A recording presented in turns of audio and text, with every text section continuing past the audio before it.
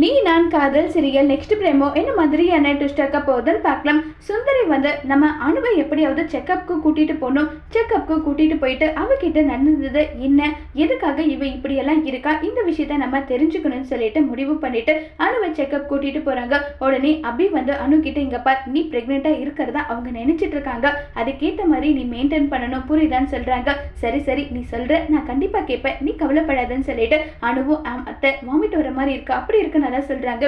உடனே சுந்தரி வந்து நீ எனக்கு சத்தியம் செஞ்சு கொடுத்தியே, அதை நீ காப்பாத்திட்டு தானே இருக்கேன்னு சொல்லி கேட்குறாங்க.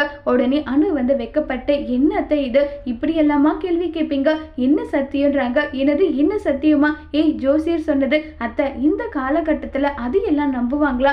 ஆமா நீ நம்பிட்டு தானடி இருந்த, என் பையன் உயிரை காப்பாத்துவ, அதுக்காக நான் அவன் கூட சேர்ந்து வாழ மாட்டேனெல்லாம் சொன்னியே, சொன்னேன் ஆனா அவர் வந்து கேட்கலையேன்னு சொல்லிட்டு அணு ஒரு பக்கம் சினுக, சுந்தரி ஒரு பக்கம் பயங்கர கடுப்பாயிட்டு நான் டாக்டரை பார்த்துட்டு வரேன்னு சொல்லிட்டு இங்க பாருங்க இவளுக்கு வந்து நீங்க செக் பண்ணணும், அவ பிரெக்னெண்டா இருக்காளா இல்லையான்றதை எனக்கு தெரிஞ்சே ஆகணும்னு சொல்லிட்டு சொல்றாங்க. உடனே இதை அபி கேட்டுட்டு டாக்டர் கிட்ட போயிட்டு எங்க அக்காவோட லைஃபை நீங்க தான் காப்பாற்றணும், இவங்க பயங்கர மாமியார் கொடுமை பண்றவங்க, என் அக்கா பிரெக்னெண்டா இருக்காளா இல்லையான்றதை செக் பண்ண வந்திருக்காங்க, அக்காவோட வாழ்க்கையை மனசுல வச்சுக்கிட்டு அவங்க பிரெக்னெண்டா இருக்காங்கன்னு மட்டும் நீங்க சொல்லுங்கன்னு சொல்லிட்டு அபி ரிக்வெஸ்ட் பண்ணி கேட்கறாங்க. இதுக்கு டாக்டரோட பதில் என்னவா இருக்க போகுதுங்கிறத வரப்போற எபிசோட்ல வெயிட் பண்ணி